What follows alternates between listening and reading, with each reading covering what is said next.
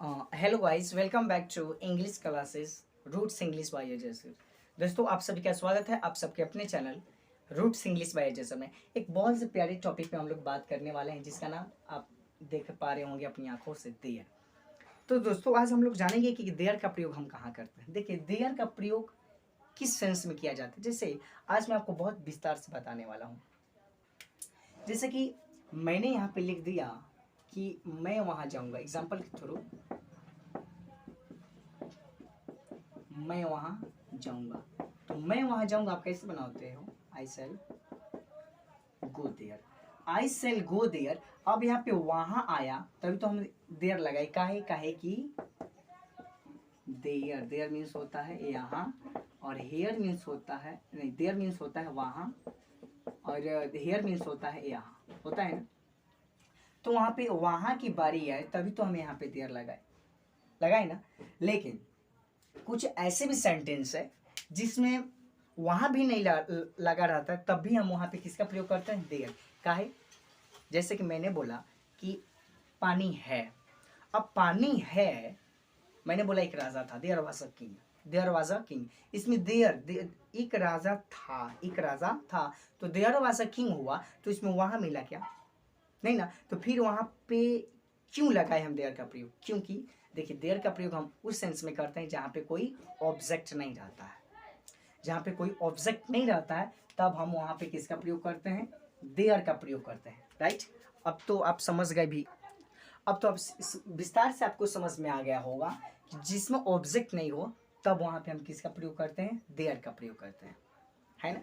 अब मैं आपको यहाँ पे कितना प्यारा सा एग्जाम्पल लिया कि मैं वहाँ जाऊँगा, तो वहाँ है तभी तो यहाँ पे देयर लगा है।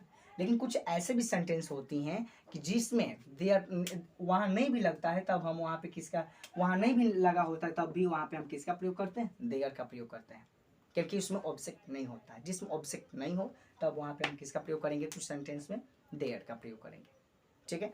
अब तो ऐसे नॉर्मली में आप समझ गए होंगे कि देयर का प्रयोग कब करेंगे। अब आई कुछ इससे रिलेटेड सेंटेंस देख लेते हैं।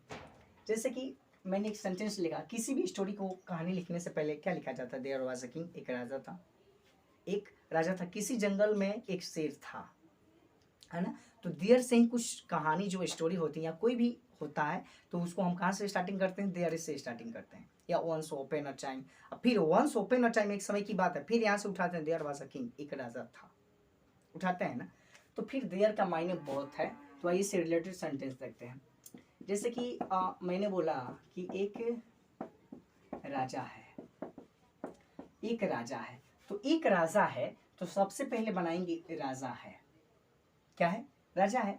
तो हम बनाएंगे कैसे, there was, there is a, there is a king, there is a king. अब इसको हम यदि सुटेबल बनाए, ये तो सुटेबल है, लेकिन इसके अकॉर्डिंग बनाए कि एक राजा है, तो हम कैसे बनाएंगे, अ किंग, अ किंग कैसे बनाएंगे, see a king is, a king is, उसके बाद अ किंग इज क्या हो जाएगा, अ किंग इज।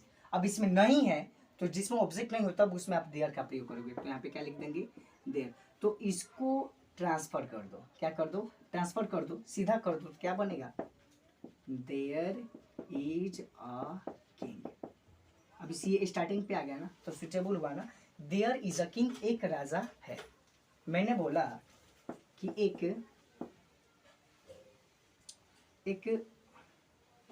कलम है, एक कलम है। तो आप कैसे बनाओगे, अब ऐसे नहीं बनाओगे, आप बना सकते हो आप ऐसे, जो मैंने सेकंड मेथड बताया। एक कलम है, देयर इज अ पेन, ऐसे रिलेटेड सेंटेंस बना सकते हो ना, आई बना सकते हो आप, बिल्कुल। तो यहाँ पे है एक कलम है, देयर इज अ पेन, एक कलम है। अब तो इससे रिलेटेड भी हम सेंटेंस आपसे कहें 12 सेंटेंस बनाने के लिए, तो आप तो बना सकते हो, अच्छे से बना सकते हो। जैसे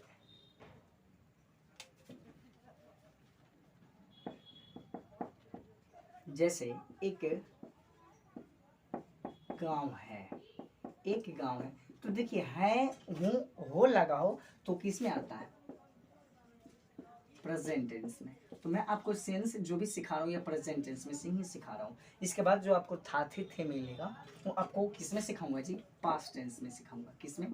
पास्ट टेंस में। फिलहाल हम समझते हैं प्रेजेंट टेंस। जैसे एक गांव है तो आप कैसे बनाओगे? There is a village. There is a village एक क्या है? गांव है। ऐसे सेंटेंस अभी आप क्या कर सकते हो? बना।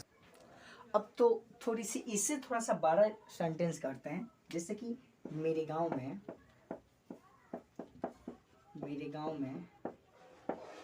एक मंदिर है। मेरे गांव में एक क्या है? मंदिर है। तो मेरे गांव में एक मंदिर है तो सबसे पहले एक मंदिर है। There is a temple. There is a temple मेरे गांव में। इन मतलब में, माई मीन्स मेरा और विलेज मीन्स गांव। क्या है? There is a temple in my village. मेरे गांव में एक मंदिर है ना? मेरे विद्यालय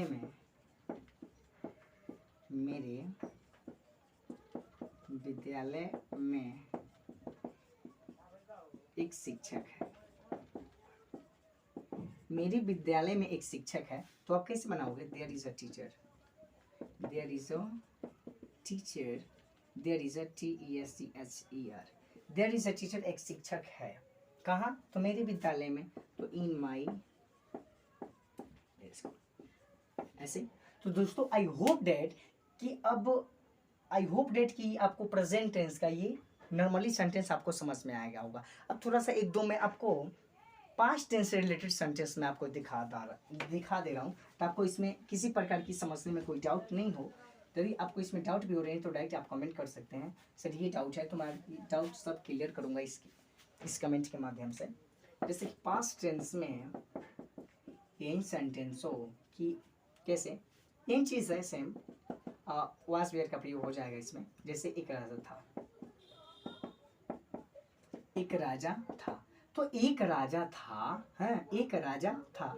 तो बनाओगे आप देयर थे के लिए आप देयर वाज अ किंग। एक राजा था है। एक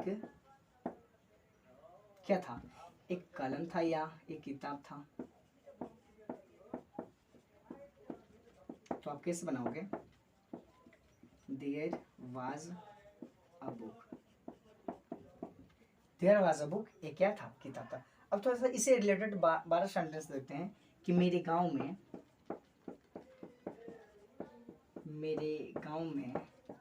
एक विद्यालय था। तो मेरे गांव में एक विद्यालय था। तो आप बनाओगे there was a school. There was a school in my village.